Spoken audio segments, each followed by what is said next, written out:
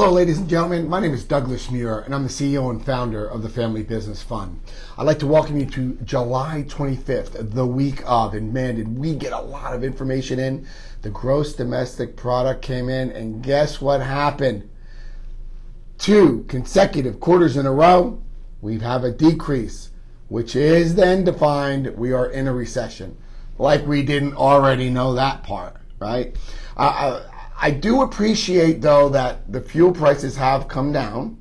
Instead of $100 in filling my car, I filled it up yesterday and it was $97. So rock on for that, right? But what I want to talk about today is how this inflation is going to hurt my portfolio, which I want to talk to you about. So right now, the personal consumption expenditure came out, and it showed that in February 2022 compared to February 2021, the prices of what we are purchasing have increased 6.3%.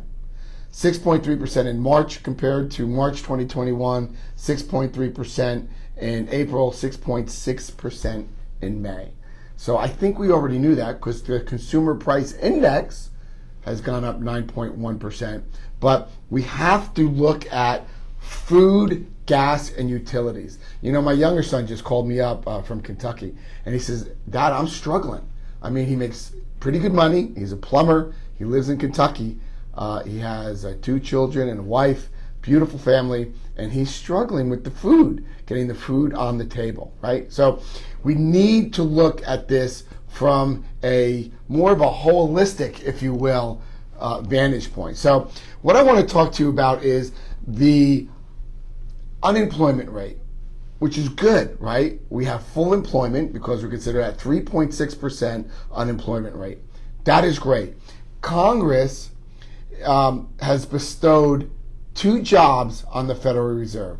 Number 1, it's to keep prices under control. Number 2 is to promote full employment. We have number 2. The prices now are out of control. So you noticed in June, they raised the Federal Reserve rate 0.75 basis points, right? 75% of 1%. In July, they increased it again another 75 basis points, or 75% of 1%. That's pretty aggressive. And it's because the inflation rate is going through the roof. Now, what does that do to your investments? Well, it does really 4 things, right? How does it affect stock? That's what I want to know. The stock market. Almost all my friends, 98% of them, are in the stock market. Now they're getting into alternative investing, as we keep talking about, and that's what the Family Business Fund is, and that's what I own. It's an alternative investment which pays a fixed rate. But what happens to the stock market? Well, what happens is that now that money is more expensive to borrow, people will have less money to spend. That means the profit margins for corporations will decrease, which means the stock price will go down. Does that make sense to everybody? So I wanted to make sure that you all understand how this affects the stock market, because the stock market is all about the profit and loss of the corporation. If the corporation profits go down, the price of the stock goes down, and here we are, and now we're in a recession. So that's what happens to the stock market. The second thing, and I want you all to look at this, is your credit card rates. Your credit card rates are connected to something called the prime rate, right? Prime plus 2. So whatever the prime rate is, which is a short-term rate that the Federal Reserve lends to the 12 banks of the United States, okay? Once that increases, as it's doing, 75 basis points in June, 75 basis points in July, it's increasing the rate that they're lending to the bank. What's the bank going to do? They're going to pass that cost on to you.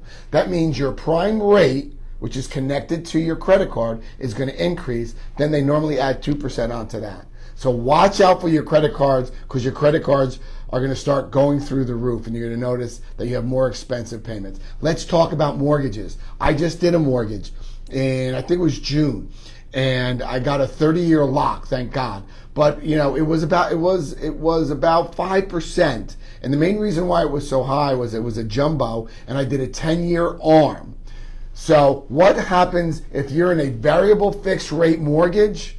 What's happening now is your rate is going to continue to go up. I had a friend of mine just say that his mortgage rate increased $600 a month because he was on a variable rate just to get into the mortgage, okay? So watch out for the mortgage rates. You have to watch out. And also credit cards. Good news, if you have a savings account, you're probably getting 1%, now 2%, because the bank, if they do give you a raise, will help increase on your savings account, okay? So I want everyone to look into and send me emails about alternative investing. I will tell you what I'm in, what it's paying me, and how it is absolutely saving my investment life. So I wish you the best. My name is Douglas Muir. I'm the CEO and founder of the Family Business Fund, and I'll see you on the other side.